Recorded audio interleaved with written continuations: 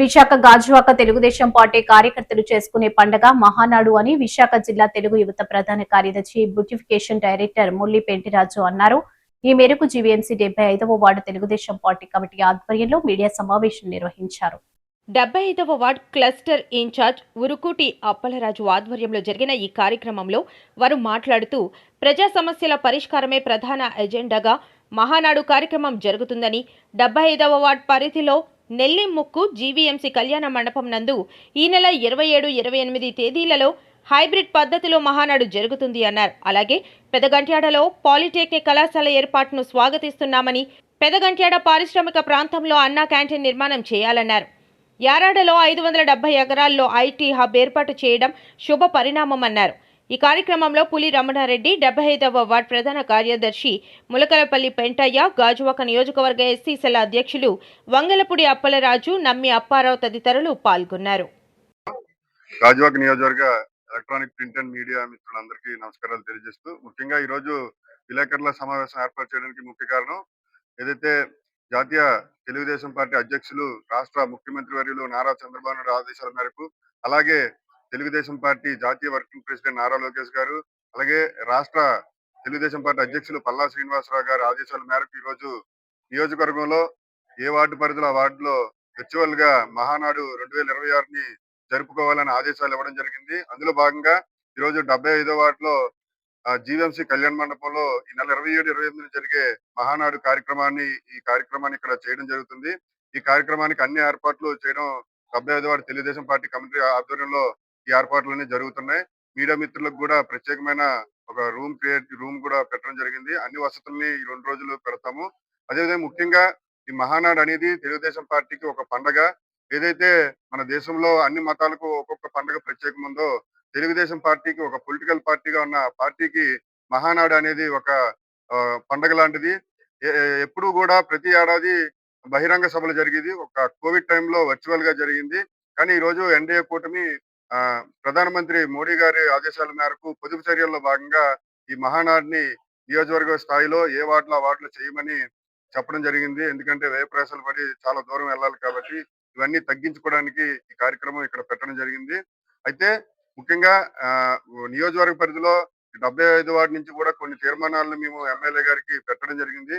అందులో భాగంగా పెదగంట్యాడలో ఈ పారిశ్రామిక ప్రాంతం కాబట్టి అన్నా క్యాంటీన్, అలాగే ఎమ్మెల్యే గారు మొన్న పాలిటెక్నిక్ కాలేజ్ కూడా పెదగంట్యాడికి బాలచెరువు దగ్గర వస్తుందని చెప్పారు. ఇందులో భాగంగా మాకు ఇంటర్, డిగ్రీ కాలేజ్ కూడా ఏర్పాటు చేయాలని, అలాగే యారాడ హిల్ ఏదైతే ఉందో 570 ఎకరాల్లో ఐటీ అభివృద్ధి వస్తుందని చెప్తున్నారు. చాలా ఇదొక శుభ పరిమాణం అని, దీన్ని కూడా తీర్మానం చేసి మహానాడులో పెట్టాలని, అదే విధంగా ఏదైతే స్టీల్ ప్లాంట్ నిర్వాసితులు గత 7 సంవత్సరాల నుంచి కూడా రిక్రూట్మెంట్ లేక ఇబ్బంది పడుతున్నారు. అలాగే ఎక్కడైతే స్థానికేతలను తీసుకొచ్చి స్టీల్ ప్లాంట్ లో పని చేయించుకున్నారు కానీ స్థానికులకి ఉపాధి అవకాశం లేదు. దీని మీద కూడా మేము నిర్వాసితుల కోసం రిక్రూట్మెంట్ పెట్టాలని, తీర్మానాన్ని కూడా మహానాడులో పెట్టాలని మేము గాజువాక ఎమ్మెల్యే గారికి తెలియజేయడం జరిగింది. ఈ కార్యక్రమాన్ని మీడియా మిత్రులందరూ కూడా విజయవంతం చేయాలని, అలాగే క్రియాశీలక సభ్యులు, తెలుగుదేశం పార్టీ సీనియర్ నాయకులు, అనుబంధ సంఘాల్లో ఉన్నవారు, వార్డు కమిటీ మహిళలు అందరూ కూడా పెద్ద ఎత్తున ఈ పెదగంట్యాడ 75వ వార్డులో జరిగే మహానాడు పండుగకు విజయవంతం చేస్తారని మీడియా ద్వారా తెలియజేస్తున్నాం. మిత్రులందరికీ ధన్యవాదాలండి. ఏదైతే వర్చువల్ గా జరగనున్న మహానాడుకి మీడియా ముందుకు వచ్చి జరపడం నాకు చాలా ఆనందంగా ఉందండి. తెలుగుదేశం పార్టీ జాతీయ అధ్యక్షులు శ్రీ నారా చంద్రబాబు నాయుడు గారు మరియు మా యువ నాయకులు, భవిష్యత్తు నాయకులు, జాతీయ వర్కింగ్ ప్రెసిడెంట్ శ్రీ నారా లోకేష్ గారి మరియు రాష్ట్ర తెలుగుదేశం పార్టీ అధ్యక్షులు గాజువాక ఎమ్మెల్యే శ్రీ పల్లా శ్రీనివాస్ గారు మరియు ప్రసాద్ శ్రీనివాసరావు ఆదేశాలతో ఈ మహానాడు కార్యక్రమం ఏర్పాటు చేస్తున్నామండి. కోటి సభ్యతలు గల పార్టీ ఉందంటే అది ఏకైక తెలుగుదేశం పార్టీ అండి. చరిత్ర రాయాలన్నా, చరిత్ర రాయాలన్నా మా తెలుగుదేశం పార్టీ సాధ్యం అండి. స్వర్గీయ నందమూరి తారక రామారావు గారు ఏ ముహూర్తన పార్టీ పెట్టారు కానీ ఒక రాకెట్ లా దూసుకుపోతుందండి. తెలుగువారి ఆత్మనిర్భరంతో మా పార్టీ ఇప్పుడు ముందుకు సాగుతుందని మీడియా పక్షంగా మీకు తెలియజేస్తున్నాం. ఈ మహానాడు కార్యక్రమాన్ని ప్రతి ఒక్క కార్యకర్త వచ్చి అందరూ పాల్గొని విజయవంతం చేయాల్సిందిగా కోరుకుంటున్నామండి.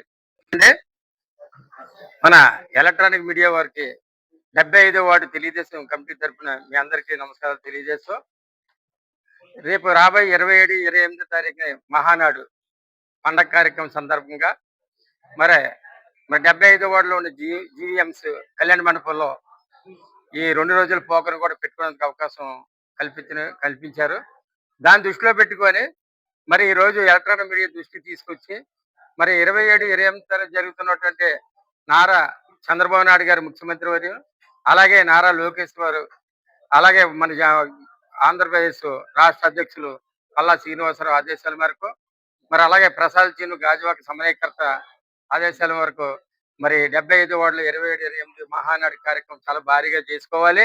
ఆ పండుగ దినంలో ఎక్కడో జరిగితే అక్కడికి వెళ్తే మనం మనసిప్పి మాట్లాడుకోలేము కాబట్టి ఇక్కడే మీ మీ ఏ వార్డులో ఆ వార్డులో మీరు మహానాడు కార్యక్రమం పెట్టుకుంటే మనసిప్పి మాట్లాడుకొని మీకు వార్డులో ఏ సమస్యలు ఉన్నాయో ఏజెంట్ గా మీరు అమలు పెట్టుకొని దాన్నే జాతీయ స్థాయిలో పెడితే అమలు అవుతాయి. కాబట్టి మీ ప్రాంతంలో మీరు భారీగా చెయ్యాలి అనే ఒక నినాదంతో ఈ రోజు 27, 28 తారీఖు మహానాడు ఉద్యోగం జరుగుతున్నాయి.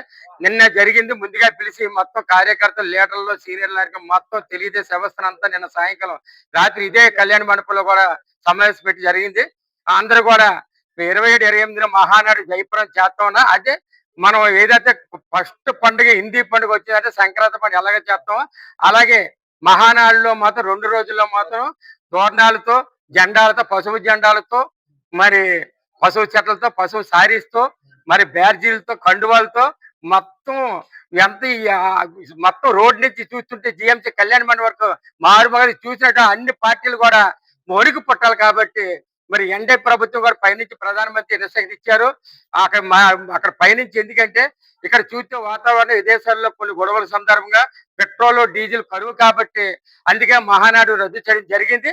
మనకు అదృష్టమైన 27, 28 మన వాటిలో మనం చేసుకునే అవకాశం వచ్చింది కాబట్టి మీడియా ద్వారా అందరికీ తెలియపరచాలని అందరికీ ధన్యవాదాలు చేసి సెలవు తీసుకుంటాం.